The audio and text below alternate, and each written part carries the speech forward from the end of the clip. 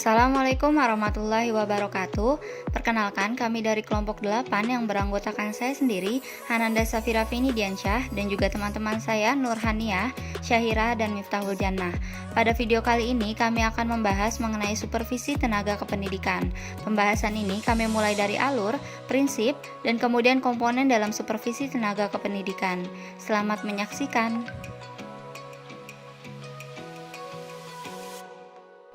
Supervisi tenaga kependidikan adalah supervisi yang dilaksanakan oleh pengawas sekolah atau kepala sekolah kepada tenaga kependidikan yang terkait dengan pengelolaan dan administrasi pendidikan, sehingga kedepannya akan menunjang proses pendidikan di sekolah. Terdapat 3 langkah dalam melakukan supervisi tenaga kependidikan. Yang pertama ialah perencanaan supervisi tenaga kependidikan. Dalam perencanaan ini yang dilakukan untuk melaksanakan supervisi tenaga kependidikan ialah menyusun program supervisi dengan poin-poin sebagai berikut. Poin pertama ialah pemaparan latar belakang dilaksanakannya supervisi tenaga kependidikan, lalu kemudian mencantumkan landasan hukum yang digunakan sebagai acuan pelaksanaan supervisi, serta merumuskan tujuan dan indikator keberhasilan sebagai alat ukur pencapaian dari dilaksanakannya supervisi tenaga kependidikan.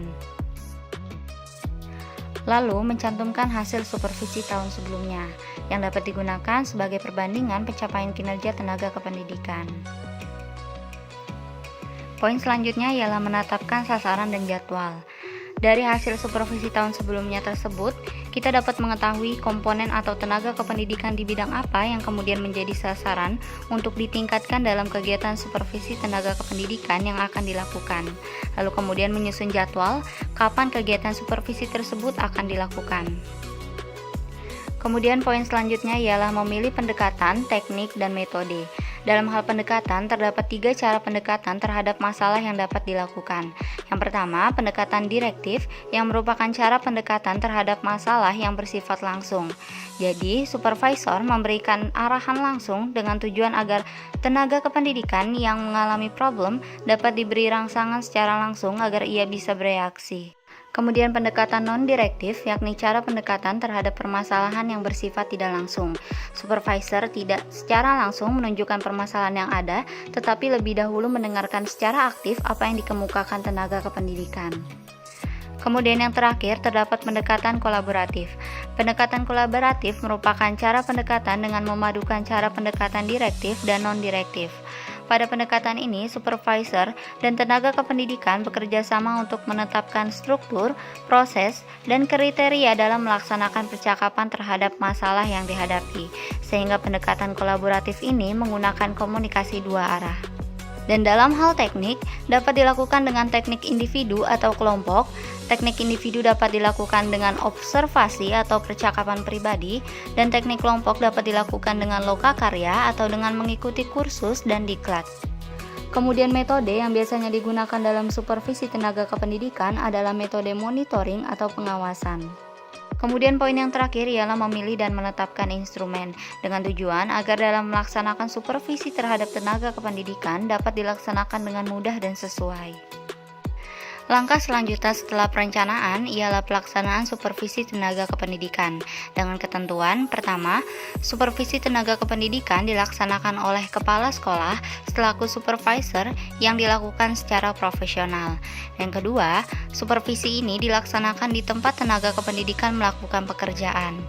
Ketiga, kepala sekolah meminta tenaga kependidikan untuk memaparkan hasil kinerjanya. Pemaparan difokuskan pada komponen-komponen yang terdapat pada instrumen supervisi sesuai dengan bidang tenaga pendidikan.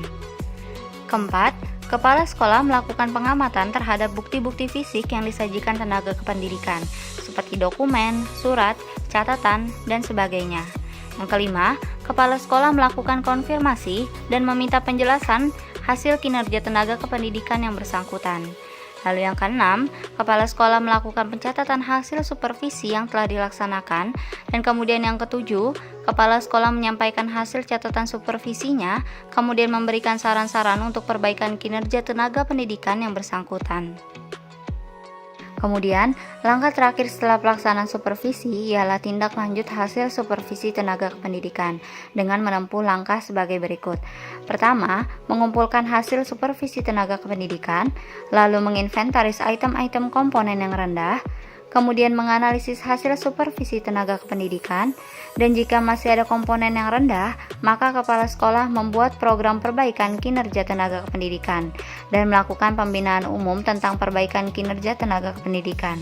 Program perbaikan kinerja tenaga kependidikan dapat dilakukan diantaranya dengan melaksanakan in-house training tentang peningkatan kompetensi teknis masing-masing tenaga kependidikan atau dengan melaksanakan konsultasi antara tenaga kependidikan dengan kepala sekolah atau supervisor, dan juga memberikan penghargaan atau rewards bagi tenaga kependidikan yang melaksanakan tugasnya dengan baik.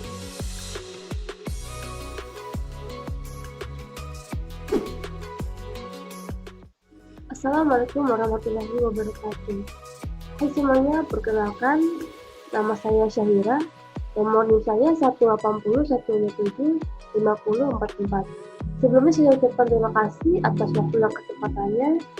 Saya akan menjelaskan mengenai prinsip supervisi tenaga pendidikan. Sebelumnya kita akan membahas mengenai pengertian terlebih dahulu, yaitu apa sih prinsip supervisi tenaga pendidikan. Apa sih yang menjadi berdasarkan dasar apa yang harus kita gunakan dalam menentukan supervisi tenaga pendidikan dalam bentuk prinsip ya. Dalam teks tersebut harus berdasarkan kaidah-kaidah ilmiah yang meningkatkan mutu pendidikan.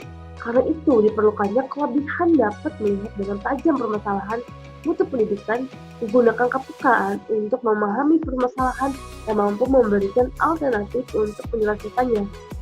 Supervisi harus konstruktif. Supervisi yang dilakukan oleh kepala sekolah harus diarahkan pada peningkatan kinerja tenaga pendidikan dalam rangka meningkatkan mutu penyelenggaraan sekolah untuk mewujudkan tujuan tersebut di atas dengan cara menerapkan prinsip-prinsip supervisi tenaga pendidikan. Oke, kali ini kita akan membahas apa saja prinsip-prinsipnya. Yang saya dapat ada 5 prinsip yang akan kita bahas hari ini. Yang pertama, hubungan antara supervisor dengan tenaga kependidikan adalah hubungan kolegial yang sederajat dan bersifat kolektif. Hubungan semacam ini lebih dikenal dengan hubungan antara tenaga profesional dengan tenaga yang kurang berpengalaman, sehingga terjalin dialog profesional dan interaktif dalam suasana yang intim dan terbuka. Dan pengarahan atau instruksi dari supervisor atau kepala sekolah melainkan pemecahan masalah atau pembelajaran. Jadi ini adalah percakapan yang mana seorang yang telah profesional dengan yang kurang berpengalaman itu saling berdialog untuk mencari solusi, bukan hanya dengan menyalahkan satu sama lain. Itu bagaimana cara kita mencari solusi, juga cara kita berdialog satu sama lain antara yang profesional dan yang kurang berpengalaman. Baik. Selanjutnya yang kedua, diskusi antara supervisor dan tenaga kependidikan bersifat demokratis, baik pada perencanaan pengajaran maupun pada pengkajian balikan dan tindak lanjut. Suasana demokratis itu dapat terwujud jika kedua pihak dengan bebas mengemukakan pendapat dan tidak mendominasi pembicaraan serta memiliki sifat keterbukaan untuk mengkaji semua pendapat yang dikemukakan di dalam pertemuan tersebut. Dan pada akhirnya keputusan ditetapkan atas tujuan bersama. Itu yang kedua. Lalu yang ketiga, sasaran supervisi terpusat pada kebutuhan dan aspirasi tenaga pendidikan serta tetap berada di ruang lingkup kawasannya. Tingkah laku tenaga kependidikan dalam menunjukkan kualitas kerja secara optimal. Dengan prinsip ini, tenaga kependidikan didorong untuk menganalisis kebutuhan dan aspirasinya dalam usaha mengembangkan dirinya. Jadi pada saat waktu-waktu itu supervisor atau kepala sekolah itu bisa membuat cara atau bentuk aspirasi bagi tenaga kependidikan yang ada di sekolahnya, agar apa sih yang mereka butuhkan, apa sih yang mereka kurang, itu disampaikan kepada supervisor atau kepala sekolah. Ini juga sebagai bentuk pelatihan dari tenaga pendidikan agar dapat menganalisis dan lebih teliti dalam menentukan pengembangan diri sendiri. Lalu selanjutnya yang keempat, pengkajian balikan dilakukan berdasarkan data observasi dan cermat yang didasarkan atas kontrak yang dilaksanakan dengan segera. Dari hasil analisis, balikan itulah ditetapkan rencana selanjutnya. Hingga setelah kita melakukan observasi lapangan melihat situasi yang ada, dengan kita menganalisis apa saja yang dibutuhkan, itu baru bisa kita tentukan rencana apa selanjutnya yang bisa kita laksanakan. Itu. Baik, yang terakhir, mengutamakan prakarsa dan tanggung jawab penyelenggara pendidikan baik pada tahap perencanaan, pengkajian, balikan, bahkan pengambilan keputusan tindak lanjut. Dengan mengalihkan sedini mungkin prakarsa dan tanggung jawab itu ke tangan tenaga kependidikan, diharapkan pada gilirannya kelak akan tetap mengambil prakarsa untuk mengembangkan dirinya. Jadi kita mempercayakan segala sesuatu kepada tenaga kependidikan yang ada sepatutnya. Ya, mungkin itu dari saya. Selanjutnya mohon maaf karena kurangnya semata. Wassalamualaikum warahmatullahi wabarakatuh. Saya kembalikan kepada penanya saya. Komponen yang terdapat dalam supervisi pendidikan, laboran, dan pustakawan. Bersama saya, Miftahul Jannah. Yang pertama, apa itu laboran? Laboran merupakan tenaga pendidikan yang bekerja di laboratorium dan membantu proses belajar mengajar mahasiswa dan vokasi dan akademik strata 1, 2, dan 3 serta penelitian dosen.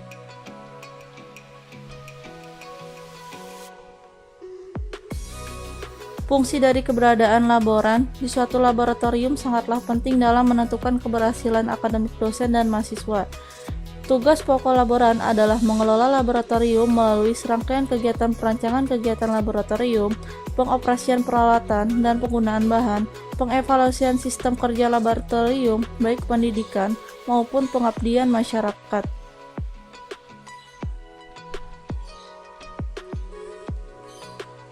Yang kedua, apa itu pustakawan? Pustakawan adalah seorang yang menyelenggarakan kegiatan perpustakaan dengan jalan memberikan pelayanan kepada masyarakat sesuai dengan tugas lembaga induknya berdasarkan ilmu yang dimiliki melalui pendidikan. Pustakawan memiliki tanggung jawab untuk melaksanakan pengelolaan dan pelayanan perpustakaan. Fungsi pustakawan sendiri adalah mempunyai tanggung jawab atas pengelolaan koleksi perpustakaan, baik buku, jurnal, majalah, buletin, maupun dokumen lainnya seperti CD atau DVD. Tugas pokok pustakawan di sekolah adalah membantu kepala sekolah dalam kegiatan-kegiatan sebagai berikut ini. Yang pertama, perencanaan pengadaan buku-buku atau bahan pustaka atau media elektronika. 2. Pengurusan pelayanan perpustakaan. 3. Perencanaan pengembangan perpustakaan. 4. Pemeliharaan dan perbaikan buku atau bahan pustaka atau media elektronika. 5. Melakukan layanan bagi siswa, guru, dan tenaga kependidikan lainnya. 6. Menyusun tata tertib perpustakaan. 7. Menyusun laporan pelaksanaan kegiatan perpustakaan secara berkala. Tenaga administrasi sekolah. Menurut A.A. Saifuddin, kompetensi tenaga administrasi sekolah merupakan kemampuan untuk melaksanakan tugas, peran, dan kemampuan mengintegrasikan pengetahuan yang didasarkan pada pengalaman dan pembelajaran yang dilakukan dalam pelaksanaan pekerjaannya yang dituntut dalam kecakapan teknis operasional atau teknis administratif di sekolah. Ada pula menurut Delianggi, kompetensi administrasi sekolah adalah seseorang yang mempunyai keterampilan di bidang administrasi sekolah dengan segenap rangkaian kegiatan yang menghimpun, mencatat, mengolah, mengadakan, mengirim, dan menyimpan. Sesuai dengan Peraturan Menteri Pendidikan Nasional Republik Indonesia Nomor 24 Tahun 2008 tentang standar staf administrasi sekolah, kompetensi yang harus dipenuhi oleh staf tata usaha atau administrasi sekolah yaitu sebagai berikut. Yang pertama, ada kompetensi kepribadian. Kompetensi kepribadian meliputi integritas dan akhlak mulia, etos kerja, pengendalian diri, percaya diri, fleksibilitas, ketelitian, kedisiplinan, kreatif, inovatif, dan tanggung jawab. Yang kedua, ada kompetensi sosial. Kompetensi sosial meliputi kemampuan bekerja dalam tim, pelayanan prima, kesadaran berorganisasi, berkomunikasi efektif, dan membangun hubungan kerja. Yang ketiga, kompetensi teknik.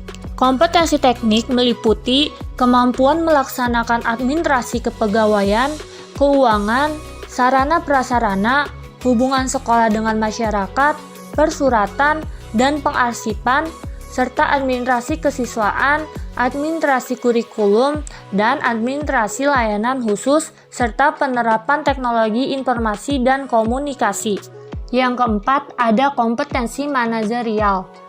Kompetensi manajerial atau khusus bagi kepala staf tata laksanaan sekolah meliputi kemampuan mendukung pengelola standar nasional pendidikan, menyusun program kerja dan lampiran kerja, mengorganisasikan staf, mengembangkan staf, mengambil keputusan, menciptakan iklim kerja yang kondusif, mengoptimalkan pemanfaatan sumber daya, membina staf, mengelola konflik, dan menyusun laporan. Menurut Depdiknas tahun 2001 menyatakan bahwa fungsi tenaga administrasi sekolah adalah yang pertama, membantu kepala sekolah dalam kegiatan administrasi, urusan surat menyurat ketatausahaan yang berkaitan dengan pembelajaran. Yang kedua, pelaksana urusan kepegawaian yang bertugas membantu dalam kegiatan atau kelancaran kepegawaian baik pendidik maupun tenaga kependidikan yang bertugas di sekolah. Yang ketiga, pelaksana urusan keuangan yang bertugas membantu dalam mengelola keuangan sekolah. Yang keempat, pelaksana urusan perlengkapan yang bertugas sebagai membantu dalam mengelola perlengkapan atau logistik sekolah. Dan yang kelima, pelaksanaan sekretariat dan kesiswaan yang bertugas membantu kepala tata usaha atau kepala subbagian tata usaha dalam mengelola kesekretariatan dan kesiswaan. Menurut Kuncoro, tenaga administrasi sekolah merupakan pelayanan yang berfungsi meringankan terhadap pencapaian tujuan aktivitas substantif. Setiap organisasi, apapun bentuk, jenis, corak, dan tujuannya terdiri atas dua pekerjaan, yaitu aktivitas substantif dan pekerjaan kantor. Organisasi sekolah mempunyai aktivitas substantif yang berupa pembelajaran dan pekerjaan kantor berupa administrasi sekolah. Kualifikasi dan kompetensi tenaga administrasi sekolah. Pemenuhan standar kualifikasi dan kompetensi standar yang ditetapkan dalam Peraturan Menteri Pendidikan Nasional Republik Indonesia Nomor 24 Tahun 2008 tentang standar tenaga administrasi sekolah. Prinsip yang harus dipenuhi adalah prinsip efisiensi. Ruang lingkup bidang garapan administrasi sekolah. Kegiatan administrasi sekolah dalam ruang lingkup yang lebih luas dilakukan melalui proses kerjasama oleh dua orang atau lebih menurut sistem tertentu untuk menunjang pencapaian tujuan organisasi yang ditetapkan. Adapun kegiatan administrasi sekolah sebagai berikut. Bidang administrasi material. Bidang administrasi material yaitu kegiatan administrasi yang menyangkut bidang-bidang materi seperti ketatausahaan sekolah, administrasi keuangan, dan alat-alat perlengkapan. Bidang administrasi personal yang mencakup di dalamnya tentang persoalan guru dan pegawai sekolah dan sebagainya. Bidang administrasi kurikulum yang mencakup di dalamnya pelaksanaan kurikulum, pembinaan kurikulum, penyusun silabus, persiapan harian, dan sebagainya. Seperti yang sudah dijelaskan, dapat disimpulkan bahwa supervisi tenaga kependidikan merupakan supervisi yang dilaksanakan oleh kepala sekolah kepada tenaga kependidikan yang terkait dengan pengelolaan dan administrasi pendidikan sehingga akan menunjang proses pendidikan di sekolah. supervisi tenaga kependidikan menitik beratkan pada pemantauan, pembinaan, dan pembimbingan pada aspek-aspek pengelolaan dan administrasi sekolah yang berfungsi sebagai pendukung terlaksananya pembelajaran. Dalam proses pendidikan juga menjelaskan tentang alur, prinsip, dan komponen yang ada dalam supervisi pendidikan. Prinsip supervisi tenaga kependidikan yaitu supervisor harus menjauhkan diri dari sifat otoriter, mampu menciptakan hubungan yang harmonis, dilakukan secara berkesinambungan, program supervisi harus integral, supervisi harus komprehensif, supervisi harus konstruktif, dan supervisi harus objektif. Komponen yang ada dalam supervisi tenaga kependidikan yaitu laboran, perpustakawan, dan tenaga administrasi. Kegiatan administrasi sekolah dalam ruang lingkup yang lebih luas dilakukan melalui proses kerjasama oleh 2 orang atau lebih menurut sistem tertentu untuk menunjang pencapaian tujuan organisasi yang ditetapkan. Sekian video tentang supervisi tenaga kependidikan dari kelompok kami. Kurang lebihnya mohon maaf. Semoga video kita dapat bermanfaat. Wassalamualaikum warahmatullahi wabarakatuh.